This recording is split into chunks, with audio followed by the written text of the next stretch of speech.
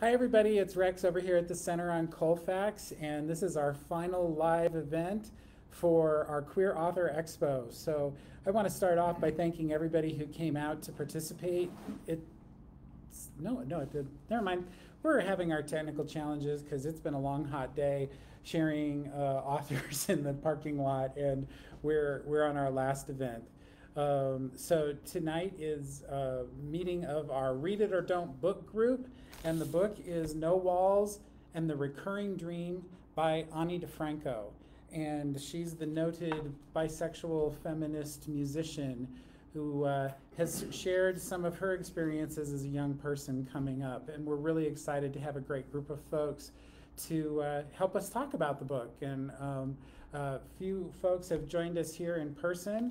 They get cookies, so that has been a lot of, it's been a fun day, and I'm a little punchy, so sorry. But want to thank all of our panelists who are here tonight to talk about the book, and I'm going to turn it over to DJ Markey, who is going to be our moderator tonight, and thank you all for being here. Hi Rex, hi Facebook, hello everyone. You can just call me Markey, by the way. Why don't we just do like a quick 10-second introduction? Does that sound good? So my name is Markey. I am a DJ at Trax and Denver Triangle and a few other places. I work in radio, and I dabble in podcasting, and I'm a slacktivist. So that's basically me. And to my left here is Elle Taylor. Is that correct? Yes, nailed it. Tell us about you, Elle. Yeah, my name is Elle. I work in coffee. Super exciting. I'm also an organizer with the Party for Socialism and Liberation, and a songwriter, so I feel super stoked to talk about this book. My name is Casey. I just work for the library, where I introduce a bunch of programming for people of all ages and backgrounds and situations. Just work for the library. Yeah. Sounds like a lot. It is a lot. It is a lot of fun. Well, great. So let's just start off. It's funny that you would say that you're a songwriter, because like one of the questions I've had written down to like ask to put out to the room just to kind of get us started is, who in the room besides you has ever attempted to write a song? Anybody else? No, Rex? No. Rex? I have, and you definitely have. Yeah. So like, what was your reaction to kind of how, like, let me just read a line here. Yeah. Most of my songs seem to come through while I'm in an altered state, and the very best part is waking up from the trance to feeling a profound satisfaction. You ever had that? No, I was really jealous of that. I was like, cool. What? No, I mean, there's like moments, right, when you're like so in something. I think for me, it more happens during a performance when you're so in something and you kind of like, you like black out a little bit and then you come to and you're like, what just happened? Which sounds like kind of the moment she's describing, but I've never had that writing before. Yeah, writing is challenging. Anybody else have ever had that with sort of writing or just trying to create something? I've had that with poetry. Yeah? Yeah, well, not like the blackout experience, but just kind of like, I don't remember what I wrote, and then I look back on it and I'm like, oh, that came from me, and I didn't think that I was capable of producing something like that.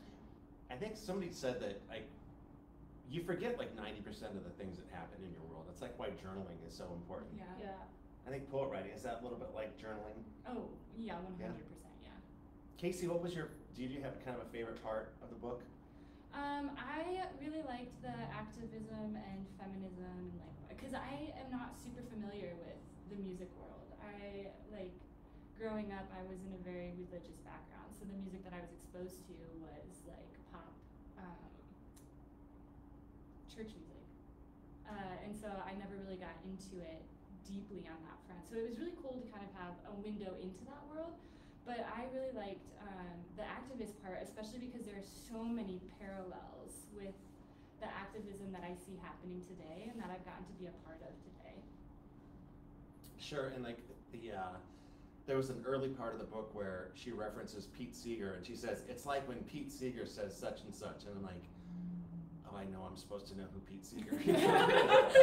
That's exactly what was going through my mind. I was like, who's Pete Seeger? So thankfully she kind of circled back to that.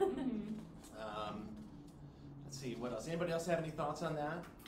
On the activism part? Yeah, how about the activism part? Yeah, I thought that it was, there's so many parallels to today, right? Like, And also, like, I was really drawn to the parts where she was like, you know, she was in this moment of like things really changing, like socially and musically. So not only was like writing and music becoming more like electronic, and she was like really trying to push against that, but also like during her like the 90s, kind of like we lost the anti-war movement in America, we lost the labor movement in America, and someone who came from this background of being like really in with like the international workers and the Wobblies, and then really like protesting, I think it was like the Gulf War, and then like kind of thinking about today, like I've been out protesting against the conflict over Palestine in the past couple weekends, and it's like those things are still so relevant, and the people in those spaces are still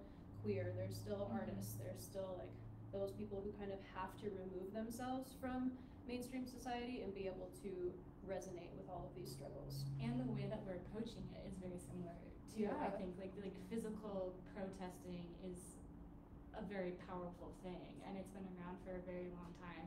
And there was a part where she was like, in the 80s, our hope to like end the war died or something like that. And I just like, I hope that that's not what's gonna happen with us, because there are so many things that started during COVID. Like we did see a lot of like righteous anger that I felt like Ani also experienced, and I don't want to see it end. I want to like continue to watch it like grow and like be a part of it.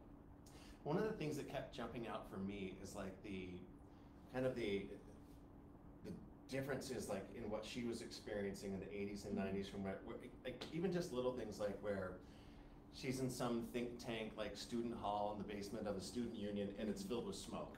Like, oh my God, that's really different. Totally. There's something you wouldn't see nowadays. But you mentioned that we had kind of lost the anti-war movement. Do you think like the last couple of years has sort of brought that back? I think so, yeah. I mean, definitely like there's been more people out in Denver like for Palestine than there ever has been. And I think too with COVID, like I think the awareness and like the consciousness was being raised, and then COVID happened, and then it was like, poof, like so much, I mean, better, not that it's better to need an anti-war movement, but better that we have a stronger one now.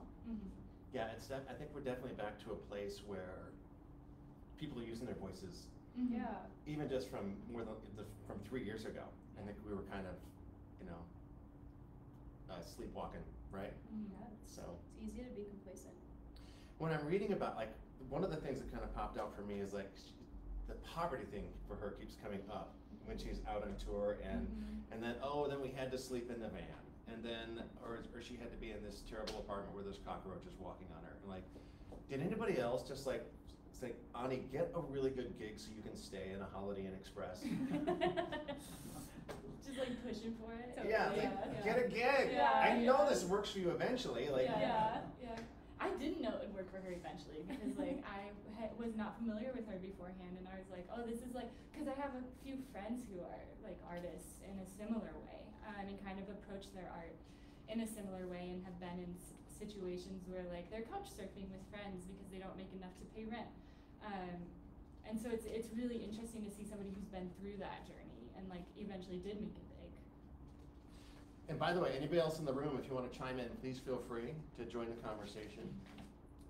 I'm looking for like, we're talking about when she's talking about vulnerability. Let me just read this one quote here, and where we're talking about like, doesn't she eventually make it? You know. I wish I could slay my vulnerability like a stupid green dragon. I wish I could cease to care when judging voices come trooping in with their big heavy boots into my wet cement. This is somebody who's got 20 albums out. She's played Carnegie Hall, and she's a best-selling author. Like, I guess vulnerability is just, it just kind of sticks to you, doesn't it? Yeah. Right? Yeah, I mean, I think that part made me actually really sad, because, you know, vulnerability, I think, can be, like the way she talks about it, I was like, oh, I always kind of see vulnerability as like a positive thing. Like you get to a point where you're comfortable being vulnerable with someone, or as a poet or an author or a performer or whatever, and to see her have like a negative experience with it, I was like, oh, that's a bummer. Mm-hmm. But also I've never been in this position of like, oh, I have, because I imagine maybe she had a similar feeling of like, oh, well, once I make it, this will go away. And then when it doesn't go away, you're just like, what the fuck? Still happening. Yeah, like I thought this would be done now. It is a little bit, for me it's a little bit reassuring too, in a way, because I am like a naturally anxious person, and so to see that perspective, like, yeah, it doesn't really matter like how big you've made it, you are always going to need those ways that you have of like coping with feeling vulnerable and feeling anxious and getting negative feedback and stuff like that. Yeah. It's kind of like, vulnerability is kind of a two-headed monster, right? I mean, it's in one way, none of us want to feel that way, but you see people get praised a lot for being vulnerable, so you're like, there's a balance in there, I guess, Yeah. with Totally. vulnerability. And also, I think something that a lot of people experience is imposter syndrome. Mm-hmm. Anybody? Everybody? Yeah. I heard a radio interview like a year ago with Tom Hanks. And Tom Hanks, to this day, the night before he begins shooting a movie, he goes into a panic. This is the one they're going to figure out. I have no idea what I'm doing. Yeah, it never ends. Apparently it just never ends. Yeah. So it's just always going to be there. Yeah. So just breathe into it, I suppose. Lean into it. Yeah. All right, let me read this part where she talks about Prince. I really love that when he became a symbol, the thing that he became a symbol of was a hybrid of masculine and feminine. And then she goes on to say, but vulnerable, oh, there's that word again, and sexy and shy, in addition to his obstinate independence, I could relate to his way of being heterosexual but queer as the day is long. Was Prince queer? I mean, I think in his own way, yeah. I don't think he ever like sort of identified Yeah. as queer, but Yeah. I guess I think he embraced a lot of like spaces and identity ideals that could maybe now fit under the queer umbrella, but maybe then like not. I don't know. That's a guess. I mean, I feel like I would agree with what you're saying, but I don't know Prince well enough. But I do feel like I always viewed Prince as a little bit more gender fluid. Whether or not he stated that, though, I don't know. I saw Prince a couple of doors up here at the Ogden 10 years ago, and he definitely embraced boas and mascara. Fluidity. Yeah, I love that. Yeah. Yeah, totally. Did anybody else have a thought on that? Anybody else want to chime in? Please feel free. I think that he may not have articulated the identity that way. It may be that he didn't have the vocabulary at that Yeah, time. totally. The conversation about So different. gender identity and sexual orientation have changed so dramatically from when he started. Yeah. But he definitely used those symbols, that iconography, is that the right word? Am I saying it right? Yeah. To really identify sort of difference in himself outside the mainstream. It's one of the ways he really stood out. Totally. He may have pushed it forward without even really thinking he was or knowing he was Or intending to. or intending to. Yeah. Thank you, Prince. He also came out on the heels of disco, so he sort of that's a rode good that point. way Yeah. where it wasn't that hyper masculinity. Yeah. He kept that Like a going. softer masculine. I think he did, and actually, I think he actually did step in it once. I think, was he ever accused of like saying something anti-LGBTQ? Probably. He was a Jehovah's Witness, Really? and I think there was something where he said that was, but I shouldn't probably say it if I can't quote it directly, or I Sure. was wondering anybody else remembered that. Well, I remember the first time I ever heard about him was he playing his guitar, and sorry Facebook, it's supposed to be a family program, but okay, whatever. Like masturbating the guitar and ejaculating, at one point. Yeah. So I mean, he definitely was doing stuff like that, especially really early on. Yeah. I do also think that what Ani says about gender fluidity and kind of like how binaries can be used to be blended together to create more than just like male and female was really interesting as well. And like how she used Prince as kind of an example of that. Yeah, at a time when like that, like again, the conversations move forward so quickly and our vocabulary has grown so fast, but at that time, like that was not common to like talk about or to think about or to see.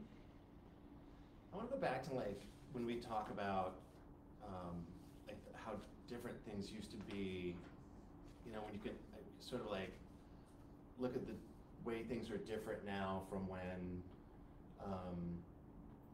from say just like 20 years ago.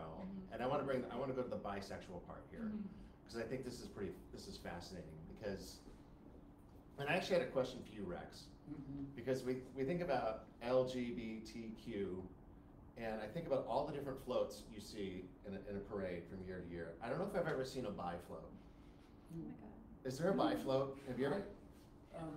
And should we start I was one? gonna say, Yeah, we're we're just just- are we just lazy? How about a biplane? Yeah, who's gonna sponsor I that? like- biplane? Biplane.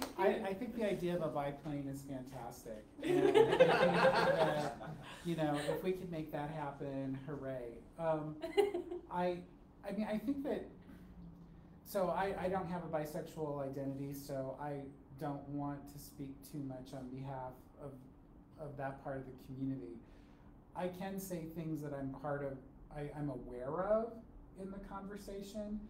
And you know, a big thing that I think that we as an agency have been guilty of at times is the idea of bi erasure, of just pretending that bisexual identity does not exist, or dismissing it. Probably that's more frequently. I think I hear that a lot among gay men, that somebody might be identifying as bisexual, and typically a gay man might say, well, you know, they're just on their way to being gay, which is not necessarily true.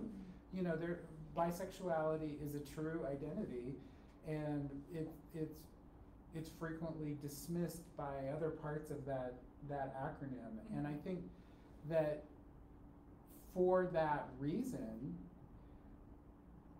at least my conversations with others, I think there are many bisexual people who hesitate to come out because of that type of harassment or dismissal that they might experience. So it almost becomes a chicken and the egg kind of conversation. It really would be great to have more people who are able to be out and bi and active, but no one makes it easy. And Well, then, yeah. you know, I mean, that was my coming out frustration, was like, you come out and then all of a sudden you're not straight, but you're also not like fully gay. So like, I came out in my early 20s in Boston, and like was dating men and women, and I still have an ex who texts me every year on Pride and says, feminism is the ideology, lesbianism is the practice, and like, just like really sends that idea home to me that like somehow my like sexual or physical or intimate attraction to men is like a problem, and that therefore I'm not fully part of the gay community.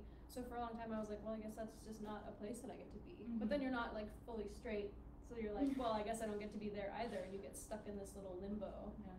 But that was like 10 years ago, so I think we've come a long way, I think, and are still getting there. well, and I think that that's definitely something reflected in the book. Yeah. You know, just the idea of, quote, not queer enough. Totally. When I read that section and like those couple quotes and then the part of the book, I was like, oh, been there. I'm often still there. Yeah. Yeah. Yeah. You really sharpened that point well, like talking about that limbo little area Yeah. there. Whereas I work at a sports radio station with ex-NFL players and NBA players, and I don't stand I do stand out a little bit there. Yeah. But then also if I'm at the club, there are times where I don't feel queer enough for that. Yeah. You know what I mean? Yeah. So, Totally. It's confusing. and I identify as bisexual, and it feels like kind of what you said, Rex, where gay men will say, oh, you're really just gay. And then, but the straight people are like, oh, you're probably really just straight. It's like, no, really. Yeah. Like, It's yeah. really, guys. Yeah. You want me to show you? Yeah. Swear to God. Why would I make this up? Right? Yeah, like this So- isn't fun for me. The bisexual part in the book, she really kind of gets in there and really, you know, gets that that hubcap off. I like that. Totally. So. And it's nice, like, you know, talking about bi erasure or whatever, it is nice to have somebody put it so, she's like pretty blunt, you know, so like just have somebody just like go into it and be like, this is frustrating, this is my experience, like, I wish I had had this book when I was 22, you know, I would have been like, oh, that would have been really cool to read and like have around to be like, okay, the feelings I'm feeling are not like, you wouldn't feel as like isolated. Yeah. Yeah. Going back to, I'm trying to find the part where, sorry, I just took another bite of a cookie. That's what they're here for. She's accepting an award, and On the first page? she gets, yeah, is that where it is? She gets, No, it's like that one where they're like Yeah. booing her. Yeah. she accepts an award, and the queer crowd boos her Yeah. because she's, I guess, it was with a man at that time. She married a dude. Yeah, and she's, am I queer enough? Is anybody here not queer enough? John? I don't think so. John, you okay? My cup runneth over.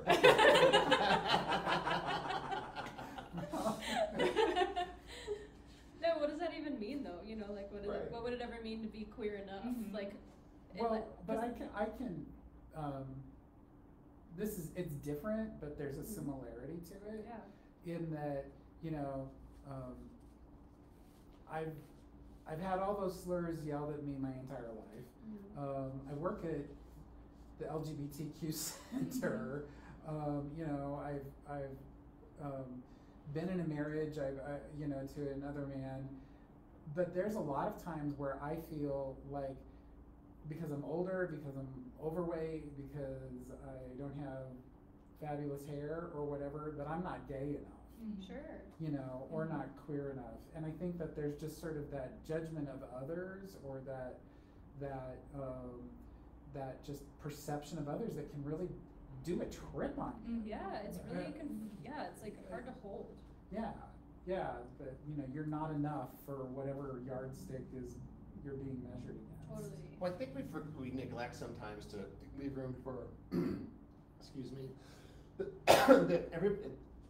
for each of these groups, it's a range, right? Yeah. I can sharpen that point now. Whereas somebody might ask me, Marky, how do transgender people feel about such and like? I don't know. I have no idea. I can't speak for an entire group. Yeah.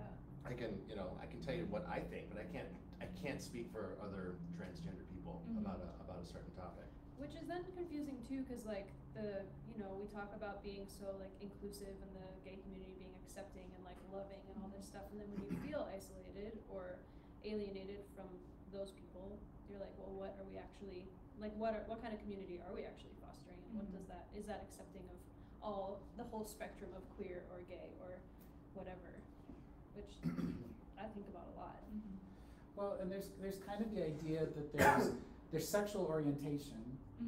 You know, there's whatever your orientation in terms of your sexual identity, that's kind of the innate kind of physical part.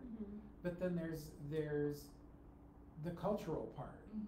Totally. You know, where I might embrace some of the quote unquote feminine parts of my personality, so that sometimes will make it easier for me to relate to gay culture as it's popularly represented. Yeah. And there may be, in fact I know there are, lots of men who feel sexual attraction for another man but don't relate to any of that cultural part at all. Or they're, for whatever reason, they're alienated by it, or you know, and I think that in some cases people feel like maybe they have to teach themselves to function within that cultural identity. Totally. You know. Yeah, it's tricky. And it becomes a shorthand, you know, that if you do share sort of that part of the culture, you can kind of, well, let's talk about Drag Race, or you know, whatever. The like stereotypical things that gay people You're do. trying to find that commonality. Yeah. But then I also think that there's people who may, well, straight friends like, oh, this is a long time ago, and I think the person who made the comment has long departed this world. So I was sitting with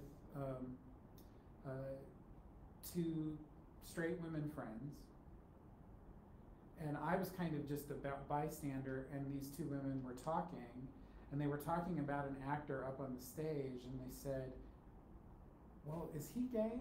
And the other person said, oh no, he's all man. And I'm like, yo. Excuse me. You know, hello.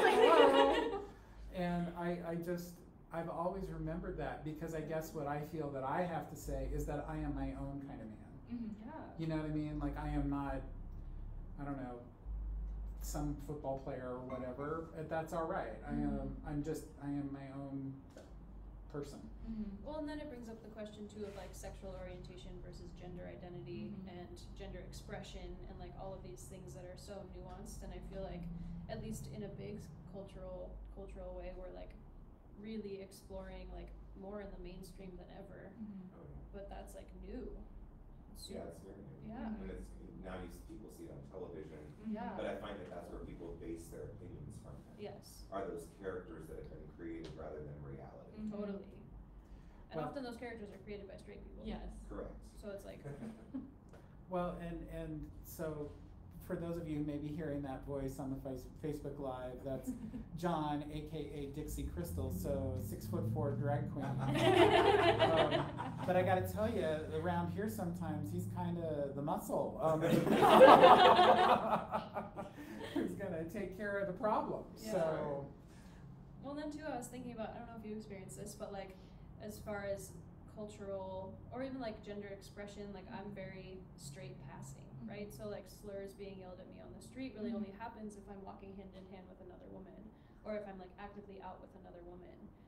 Otherwise, like if I'm in a relationship with a man or even a trans man, like it's like socially perceived very differently, and I'm much safer in those moments, which is something that like has made me feel oddly guilty, something that has also made me feel like maybe I'm not, like I can't claim as much of a part in the gay community because that doesn't feel like fair somehow if I don't like you don't suffer. receive the same level of Yeah. There is a level of privilege, I think. It's interesting that you say that. I have like I'm not always dressed up. Sometimes I represent all my gender. You know? But I do see the different ways I'm treated, and sometimes it's when I'm dressed up, it can be from good to bad. It can be anything. But sometimes though, when I'm not dressed up, I have like a little experiment I'll play with myself if I walk into a restaurant, and I'm just blending in as much as I can, and there's two people snickering over in the corner, and I'll say to myself, you know what, if I was dressed up right now, I would have no choice but to assume that they were snickering at me. Totally. So maybe sometimes when I am out and I have some perceived static or disrespect, maybe it's really not about me. Totally. You know? Yeah, that's a really good point.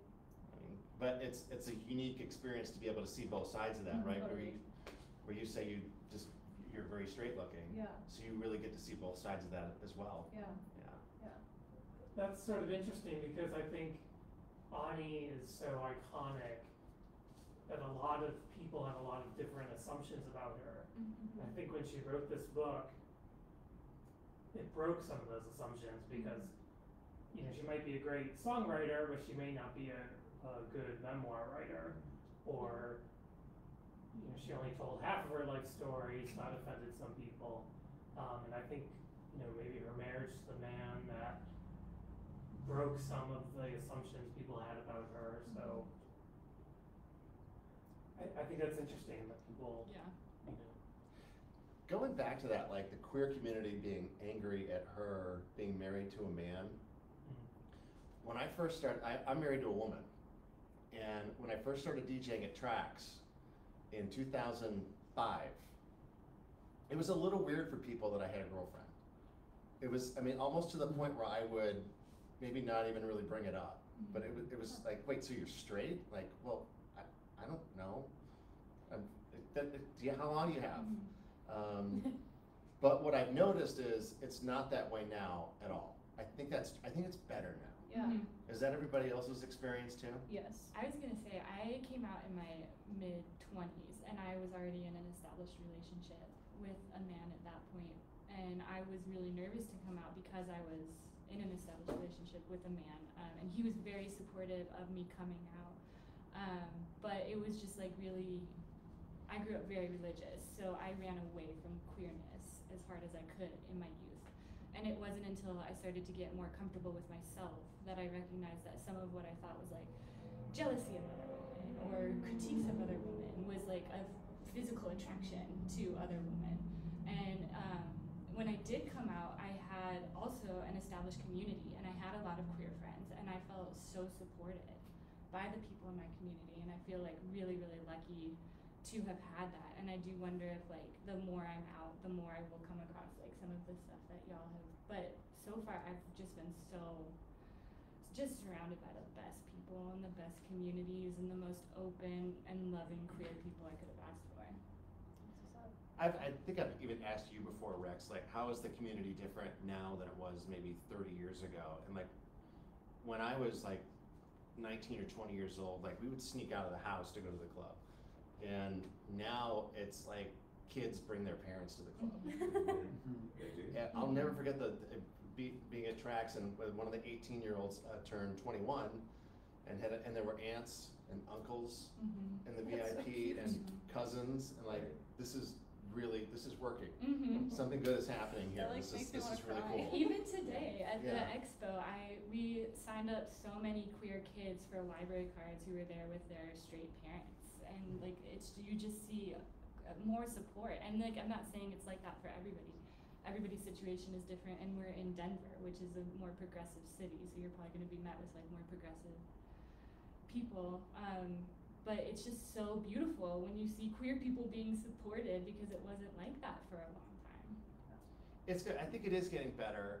It's which also should be confused with there still is a lot of work to do, which Yeah. I know Rex will agree with. Well, I also want to point out that there's kind of the larger culture and there's the individual experience. This came up last night when we had our conversation at the Museo, where somebody brought up the fact that, you know, you go to a store like Target and there's a giant pride display, which is kind of amazing and did not happen when I was in high school. Yeah. And I commented that I was at a Target and actually saw a t-shirt that said trans rights are human rights, which is amazing. Yeah. Yeah. That's incredible. And we have to acknowledge that so far this year, 27 trans women have been murdered in the US that we know of. You know, and that as much as there's this really broad, open talk of acceptance, there are still individuals who struggle, truly struggle, either with their gender identity or with their sexual orientation or both, and you know, being true to themselves and being open about themselves. That's really a big reason that we wanted to do these series of discussions, to try and bring some of those experiences out and give people kind of a chance to maybe see part of their own experience reflected somewhere and know that they're not alone, because it is really there. You know, suicide among LGBT youth is still a very serious problem, a very serious threat, and so is isolation and loneliness for people. And I will say that when you start looking at the statistics and you look at health surveys, specifically among the bisexual community, you really do see at times really negative outcomes, negative health outcomes, negative psychological outcomes. And a lot of that is because of this pressure of bi erasure, or this pressure to choose a side, or whatever you want to call it, that can really have long-term negative impacts on people. So it's a complicated issue. It's really complicated. Yeah, I think you're totally right. I do think that there's a level of privilege to be acknowledged too, like being white and experiencing like the world as like a white person and coming out as a white person. I think it's a completely different experience than for a lot of other folks. I'm just gonna keep going through a couple of notes that I made here, just to have everybody reflect. If anybody else has a part of the book you'd like to bring up, please do that at any time. I wanna read this quote here and get your two reactions. For a girl, the fear of being pretty is the fear of not being a valuable object, which is fear of not being loved. It is a conflation that is instilled so early on and runs so deep that even when you know it's a fear perpetuated, that you know it's a fear perpetuated by patriarchy. Is she right? I think she is 95% right. I would say it is a fear perpetuated by capitalism, which, like, of course, patriarchy falls under the giant umbrella of capitalism, but like, I think what can't be ignored here is the commodification of women and pretty women and what that means, because I think often women can, you feel like a thing, like a thing to be like bought or sold or valued in this really strange way, which makes you not feel like a person. And of course that has to do with patriarchy, but I think it more has to do with capitalism. See, I think she's right to a point. I think it is patriarchy, but I think it's not just that. Yeah. Mhm. I think it's something we all do. Yeah. I think it's something we're all a little bit guilty of. Yeah. And especially, yes, in the marketplace. Yeah. Oh my goodness, in the marketplace. Yeah, totally. I do think it's a fun thing, like a thought experiment, to think about like what it would look like if we lived under a matriarchy instead of a patriarchy too. Whenever somebody attributes something to the patriarchy, well, what would it look like if we were under a matriarchy? Well, we would never go to war. Yeah. Yeah. Amen. I look at, if you really want to ever just take the temperature of any society, look no further than advertising. Mm-hmm. I mean, and when I like as a trans person, I laugh at some of the ridiculous things I see, like bath products where it's like a body wash, and it has to put like giant letters for men, just to make sure, just Right. like, Yeah. how fragile is masculinity So fragile. For in their this body country wash. that they Yeah. have to put the words in to make sure you know it's for men. That paragraph also makes me think of like anti-aging products and how Yeah. as a culture we have this huge fear of aging. Yeah. I think we just live in a society where everything's a label. Totally. You know, we've come to this point in time where you have to identify a certain way. There's a product that's, you know, geared towards people with the way it's worded, like you said, anti-aging. And it's that whole thing. I think it's just a hamster wheel that we're gonna continually be on. Yeah. Until something goes awry and we go to the side, and then all of a sudden those terminology pieces are taken away from products, especially. Anybody else want to make a point about? Anybody else want to bring up a part of the book that's sort of stuck to them and that resonated maybe? I have another one I can go to. That's what I want to talk about. I'll find it. So there's all the different activism that she brings up in the book, and like the one that really stuck with me was her reaction to the death penalty, and I'm staunchly against the death penalty, and it's just it's a ridiculous public policy. It doesn't make anybody safer, and one of the things that sort of brought out for me and with her having that conversation is, you know, I listen to a lot of probably way too much politics, but one of the big criticisms the right has of the left is that we want feel-good policies. Everything is more feel-good than is you know, sort of a good public policy for, you know, other reasons. The death penalty is a feel-good policy for the right, isn't it? I mean, if it's not making us safer, isn't it there just to make you feel good? Because you get to kill a serial killer? The same thing could be said of prisons. Totally. Yeah, I'm a pretty firm believer that prisons do not rehabilitate folks. They're there to punish folks, and if you don't provide a way of rehabilitation, then how are you trying to better society? And also, it's the disadvantaged communities who are impacted the most by the policing and the prisons. Well, I've heard it said too, like, judge every nation on how they treat their prisoners. And we're not great. Oh. We're not at the just top slave when it labor. comes to that. Oh. I thought that was really interesting into, that's kind of where her activism took her, and how there is a resurgence happening, and how like Angela Davis is becoming popular again, and like we're seeing a lot of abolitionist movements, especially in terms of like police reform and stuff like that. And it's just another way that there's a parallel between activism in the 80s and 90s, and how we're still fighting it. Yeah. Did anybody else, like, what about the other parts of the activism in the book? Did anything else in there stand out for anybody? I thought sometimes, regardless of what the activism topic was, she wasn't always especially coherent in voicing her opinions. And I thought that was kind of refreshing, because she's a folk singer. She didn't have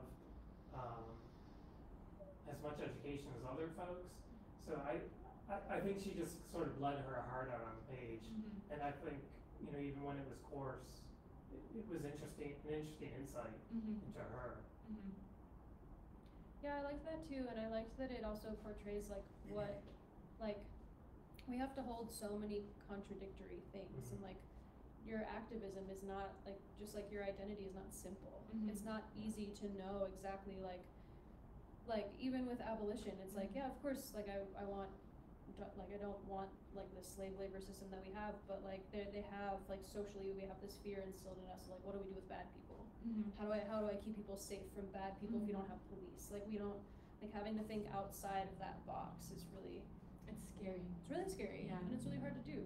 And it's hard to tell people that it's not that scary once you start thinking about this. Which is why I appreciated that same thing. It's like it makes it okay for it to be complicated. Yeah. And emotional, because it is like, I do feel like activism is a very emotional thing. The chapter where she laid out, a woman's right to choose was, I thought, really like, wow. She really pinpointed a few things in there. It was like, yeah, I'm not going to say too much more on it because I don't think it's for me to say, but she made some interesting points about how just the natural cycle for a woman every month, it's something doesn't make it every month, right? Yeah. So it's the whole thing. Yeah.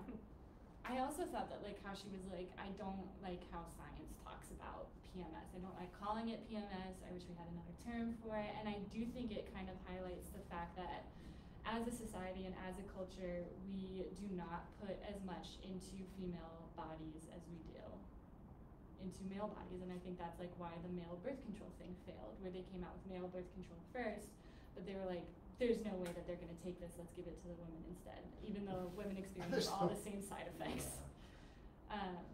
And I think that she really dug into that hard in a couple chapters, and I really appreciated the rawness of her abortion experience as well, because I do think that it's something that not a lot of folks like to talk about, because it is a very personal thing, and it's a very sensitive thing, and it's a very controversial thing, and it's a very publicized thing. And I just think that for her to be so vulnerable about such an intense topic is really cool.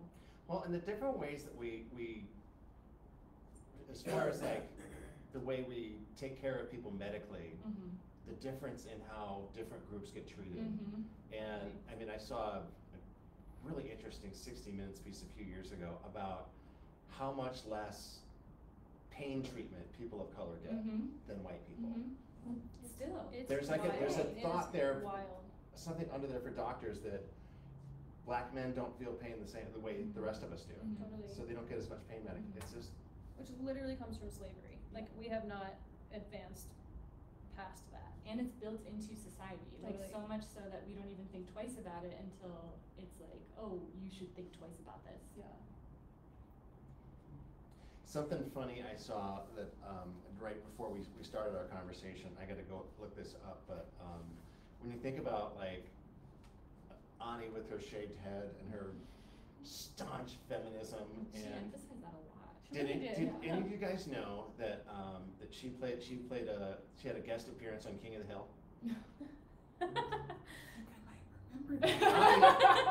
Ani played the role of Peggy's feminist guitar teacher. That's so good. In 1998, and I'm gonna race home right now, and all of you on Facebook, look it up. Yeah, totally. That's I'm gonna race That's home and find incredible. that. Yeah. that's So that's a good one. That's, yeah. I shaved my head a couple years ago, and she was definitely a huge inspiration for that. I shaved my head in my early 20s, but I didn't know who she was.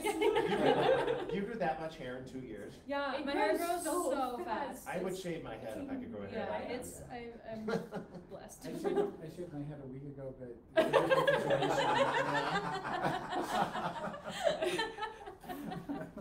I did think it was interesting how hard she leaned into how much emphasis she put on her image in terms of her feminism, because that did feel like a little bit of a throwback to the second wave feminism and how important it was to kind of break down the barriers of what society thought feminism looked like. Or even like gay women too. I remember like thinking that, like maybe similarly to you being like, oh, am I like why do I feel antagonistic towards this woman, or like, and I'm like, oh, maybe I'm attracted to them, but I'm like, but I can't be gay because like I don't look like that. Or I don't want to look like that. Like I'm not, you know. And for me, it was I'm not allowed to be that. Totally. Yeah. Yeah. Like the biggest breakthrough for me in like it's so in vogue to put a trans person in a movie, or to, you know, to make that a part of the whatever the plot is. But the biggest breakthrough for me was when there was a trans person in a television show or a movie, and it wasn't a part of the plot. They were just in the in the movie. It didn't wasn't pushing the plot forward. Or it wasn't for They just sure. existed. Yeah. Yeah. Like- yeah. like They just they- were. It was just a person. It took a long time for that to happen. Yeah. Yeah. So for anybody on Facebook or here in the room, if you really enjoyed this book by Ani DiFranco, here's some other books that are similar you might also enjoy. Thank you, Rex, for this. Resistance by Tori Amos, or is it Amos? Amos. Okay. First Time Ever by Peggy Seeger. Is that Pete Seeger's? What? Seems right. Hunger Makes Me a Modern Girl by Peggy Brownstein. Is it Zohow by Stevie Nicks. Alicia Keys, More Myself. Cyndi Lauper. Mariah Carey, The Meaning of Mariah Carey, and Carly Simon, Boys in the Trees. So there's some other suggestions for everybody on Facebook and in the room. I guess I'd ask, are there any books that have been really influential to either of you, just in your journey of what we've been talking about? Just like, you know, oh, I read that and bam, that did it for me. So many queer graphic novels that I can't like name off the top of my head, but graphic novels are like, they are becoming such an inclusive place, especially in terms of like gender identity and sexuality, as well as like zines, because zines are a place that they've always been a place to explore and kind of be counterculture, but like seeing that representation in graphic novels was really my first time like encountering that sort of a thing, and hearing those stories told, because there are so many like autobiographical graphic novels. Is there an artist or two that really stands out for you? I'm trying to think. Alison Bechdel. I was hoping she'd say Yeah. Also an incredible musical. Fun Home is an incredible musical. Yes. If you haven't seen it. What? Yeah, dude. Cool. Yeah. So good. And then if I think of more. What was the first one I thought of too? There's really not a lot of bi representation. Or like gay Yeah, because all the ones representation. that I'm thinking of are like mostly gay. Yeah. Yeah. Yeah. Alison Bechdel just came out with a new one, The Secret to Amazing Strength or something like Cool. that. I've got it wrong, but it's but I'm a big fan. Yeah. Yeah, she's amazing. I was a big fan when she was doing Dykes to Watch Out For. So Yeah. So good. Well, it seems like maybe our conversation is kind of winding up, unless anybody have any other thoughts or anything that they wanted to share? I thought she had one final thing for me. She had a couple of funny sort of stories about being starstruck. Does anybody here have a funny story about being starstruck? One time I worked at a hotel and I checked in common, and I was very starstruck. I couldn't speak, so I just like handed him his room card and just went on my day. When I graduated college, they give everybody or not everybody, they give out an honorary doctorate. And so the person who got it the year I graduated was Willie Nelson, and then Alison Krauss was like singing at the ceremony, and Alison Krauss was like a huge musical inspiration of mine, and I was walking from like, I don't know, from like a room where they had all like the graduates, and I was like, you know, it'd be like really just like super cool to be able to meet her, like that would be super fun. And I walked out of the swinging door and I hit somebody with the swinging door, and it was Alison Krauss. And I was like, so nice to meet you, big fan. You told the universe you wanted to meet her. Yeah, the universe delivered. Yes, yeah, totally. That was Careful on what me. you tell the Oh universe. yeah, totally. Learn my lesson. Because you're never going to get that moment back. Totally, You know? it was just over, yeah. When Governor Polis got elected and he had his party at the Expo, I got to go, and I worked there. So I was going, and I snuck in and had a coworker sneak me in through the office. And I come up a flight of steps, and I didn't know that that's where the green room for the band was. And a door opens and steps out Jake Shears from the Scissor Sisters. Almost walks right into me, and I was like, all I could do was bark like a seal.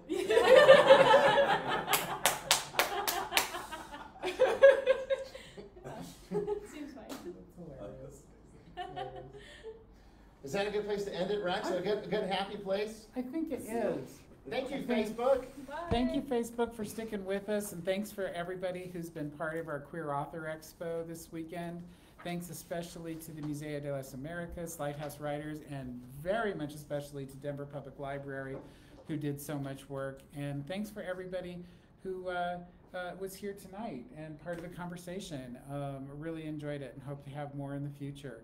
Have a great weekend, and thanks a lot. Bye-bye. Don't forget to like and subscribe and hit that reminder. That's right. Too late.